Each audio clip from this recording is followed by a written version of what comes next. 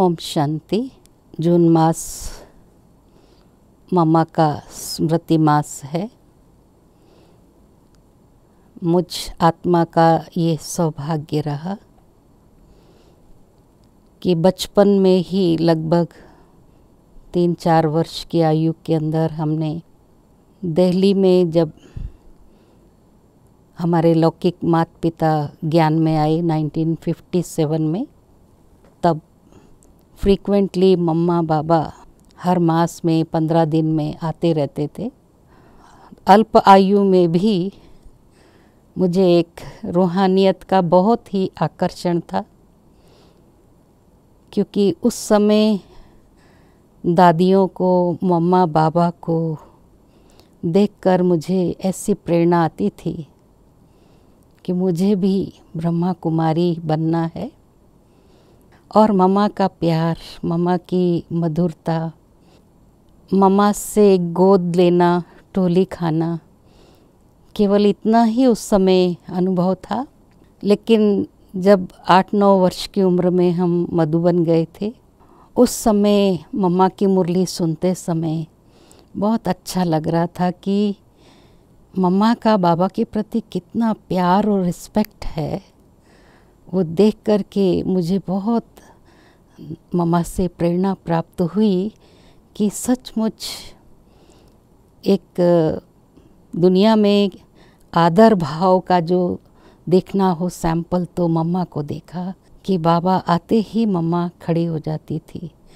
अगर हम मम्मा से मिल रहे हैं तो भी अगर बाबा वहाँ से कहीं से आ जाएं तो मम्मा खड़ी हो जाती थी। और हमारे लौकिक परिवार को मम्मा बाबा का बहुत बहुत प्यार मिला। और मैं जब जानकी दादी के पास रहती थी 1971 से 72 तक, दादी जी से मुझे बहुत बहुत मम्मा के बारे में गहराई से, मम्मा के निश्चय के बारे में, निश्चिंतता के बारे में, और मम्मा का जो हाँ जी का गुण है, और सब ब्राह्मण कुल की मर्यादाएं कैसे मम्मा पालन करती थी, तो दादी जी कुछ कुछ हमें स्टोरी के रूप में सुनाते थे। क्योंकि तब भी मेरी उम्र 16-17 साल की ही थी। तो दादी जी एक बार सुना रहे थे कि बाबा जो है मम्मा को बोलते थे कि आप देखना 10 बजे के बाद किसी के भी रूम में लाइट या आपस में कोई बातचीत हो तो मुझे बताना। तो एक दिन देखा मम्मा ने बहुत रात तक बहनें बातें कर रही थी, और अमृत वेले जिनकी चाय बनाने की ड्यूटी थी वो उठे नहीं। तो मम्मा धीरे धीरे नीचे चली गई किचन में। थोड़ी सी आहट हुई, जिन बहनों की ड्यूटी थी वो तुरंत भाग कर गए, और देखा मम्मा लकड़ियां जला करके, चूल्हा भी जल गया था और पानी भी गर्म हो गया था, मम्मा पत्ती डाल रही थी। वो लोग थोड़े डर भी गए, सहम भी गए, पर मम्मा बहुत गंभीरता से सबको दृष्टि देते हुए बहुत ही मधुरता से मम्मा ने कहा, आप सब कौन हो? आप सब भक्तों के पूर्वज हो। आपके भक्त उठ गए, उन्होंने आपको स्नान करा दिया, भोग लगा दिया, और आप सो रहे हो। तो उस दिन से किसी ने भी अमृत वेला मिस नहीं किया। और मम्मा के अंदर इतना त्याग, तपस्या और सेवा की भावना थी कि मम्मा के मधुर वाणी से जो व्यक्ति प्रभावित हो जाते थे, संपूर्ण रूप से वो बलिहार हो जाते थे। ऐसे हमारे भी परिवार में मम्मा बाबा का प्यार पाकर के थोड़े ही समय के अंदर लौकिक माता पिता को ऐसा लगा कि दुनिया में ऐसा प्यार पाने के लिए कुछ भी लुटा दे तो भी नहीं मिलेगा। अब उस समय सब इतने निश्चय बुद्धि थे कि विनाश हो जाना है, अब क्या करना है रख करके। तो सारी जो भी उनके पास पूंजी थी, सोना या पैसा आदि, मम्मा के पास लेकर गए। बाबा पहले मना किए, अभी ज्ञान मार्ग में छोटे हो और बहुत परीक्षाएं आएंगी। मम्मा ने भी बहुत सावधान किया कि नहीं नहीं, बच्चे छोटे हैं, आप लोग रखो। लेकिन फिर कैसे भी करके उन्होंने ऑलराउंडर दादी को सौंप दिया कि आप मम्मा बाबा के हाथ में दे देना। तो इतना प्यार देते थे मम्मा बाबा कि हम जब मधुबन में भी गए तो बाबा को ऐसा लगता था, मम्मा इनको ऐसी अच्छी अच्छी सौगातें दो इनके बच्चों को, क्योंकि ये पहली बार मधुबन आए हैं। क्योंकि हम फादर मिलिट्री में थे तो बहुत डिसिप्लिन थे कि बच्चों को नहीं लेकर जाना, मना नहीं लेकर जाना। तो बाबा ने एक बार रिक्वेस्ट किया कि अवश्य पूरी फैमिली के साथ आओ आप, मेरी तरफ से आपको छुट्टी है। तब हम गए और इतना रूहानी प्यार उस समय मुझे अनुभव हुआ, और मम्मा की सादगी और मम्मा का मातृ वात्सल्य, और मम्मा जब गोद में लेकर के हमें सहलाती थी तो उनके जो मुलायम हस्त थे वो उसके स्पर्श से ही इतना अच्छा अनुभव होता था। और माता पिता तो अनुभव में सुनाते थे जब हम यंग हुए कि उनके स्पर्श से मम्मा बाबा की शीतलता का जो अनुभव है, इससे अंग अंग शीतल हो जाता था। लगभग 1 वर्ष तक किसी को विकारी तो क्या व्यर्थ संकल्प भी नहीं आते थे। फिर ऐसे ही हमने सुना कि एक बार दादी ने बताया, बाबा ने बच्चों से पूछा आज कहाँ जाएंगे घूमने के लिए, तो सब ने अपना अपना विचार सुनाया।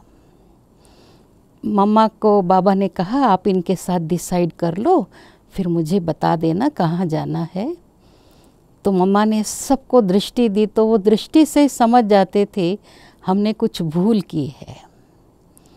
तो मम्मा ने बहुत प्यार से पूछा, आपको किसने पूछा है कि कहाँ चलेंगे, पता है? क्योंकि मम्मा कभी भी बाबा को साधारण रूप में नहीं देखते थे। तो आपको स्वयं भगवान ने पूछा था तो आपको अपनी मर्जी सुनानी चाहिए थी, या ये कहना चाहिए था बाबा आप जहाँ ले चलोगे हम वहीं जाएंगे?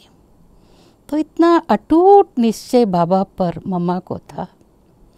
और जब बैगरी पार्ट भी था तब भी बाबा जब जंगल में जो भी कंदमूल खा कर के बच्चे पेट भरते थे, तो भंडारी पूरी खाली हो गई थी, थोड़ा सा ही 4 आना जैसा बचा था, और 300-400 भाई बहनें खाने वाले।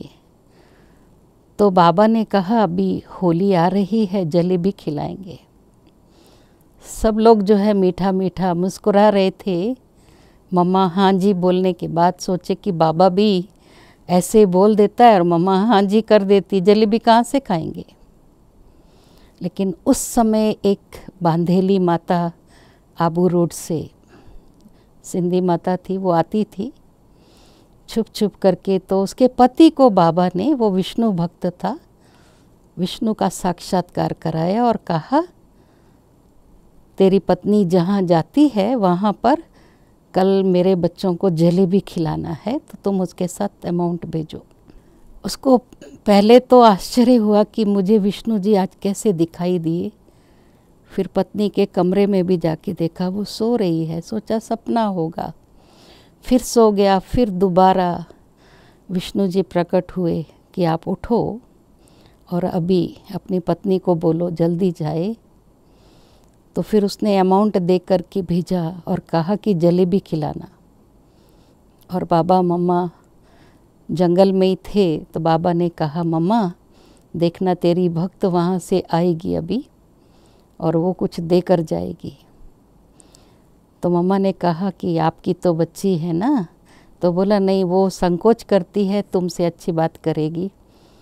तो मम्मा ने देखा कि वो माता भाग भाग कर आ रही थी और बहुत खुशी में थी कि आज बाबा ने मेरे पति की बुद्धि का ताला खोल दिया। तो मम्मा बच्चों को जलेबी खिलाने के लिए बाबा ने आदेश दिया। तभी मम्मा ने कहा कि आज बाबा ने यहाँ ही बच्चों को कहा था जलेबी खिलाना, तो देखो ये बाबा की कमाल है। तो इस तरह से बहुत सी विचित्र घटनाएं मम्मा बाबा के जीवन में देखी। कितनी भी कठिन परिस्थितियां आई, लेकिन सदा निश्चिंत और निश्चय बुद्धि और हाँ जी के गुण से मम्मा ने इतना श्रेष्ठ पद प्राप्त किया कि कभी असंभव बात, जैसे दिन को बाबा रात कहे, रात को दिन कहे, मम्मा हाँ जी कहती थी। और मम्मा के अंदर इतनी विशेषताएं थी कि मम्मा की अगर गुणमाला तैयार की जाए तो शायद रात और दिन बीत जाएं, कई वर्ष बीत जाएंगे, लेकिन उसे हम लिख नहीं सकते और कह भी नहीं सकते हैं। तो आज हम देख रहे मम्मा बाबा की जीवन की छाप हम सब ब्राह्मणों पर ऐसी पड़ी है। और मुझे जब दादियों से ये अनुभव सुनती थी, मुझे अंदर से आता था कि देखो एक विशेषता सिर्फ अगर कोई गहराई से धारण कर ले, मम्मा की तरह हम भी अगर निश्चय बुद्धि होकर बाबा की हर बात में हाँ जी करें और हर श्रीमत का पालन बहुत प्यार से करें, ऐसे नहीं कि ये ज़बरदस्ती कर रहे हैं। तो मुझे भी ये प्रेरणा मिली कि मुझे मम्मा समान, बाबा समान बनकर, मैं लक्ष्य तो रखती ही हूँ कि मैं ऐसी संपूर्ण और संपन्न मूर्त बनूं जो अपने माता पिता से ली हुई पालना का हम अपने जीवन से रिटर्न करें, अर्थात प्रत्यक्ष करें बाबा और मम्मा को। तो मम्मा तो हमने मम्मा के बारे में सुना है, मम्मा कभी फूल भी स्वीकार नहीं करती थी। कोई भी मान शान से परे, कोई भी निंदा स्तुति कुछ भी करे, कितने यज्ञ स्थापना में विघ्न आए, लेकिन मम्मा सदा अचल अडोल रही।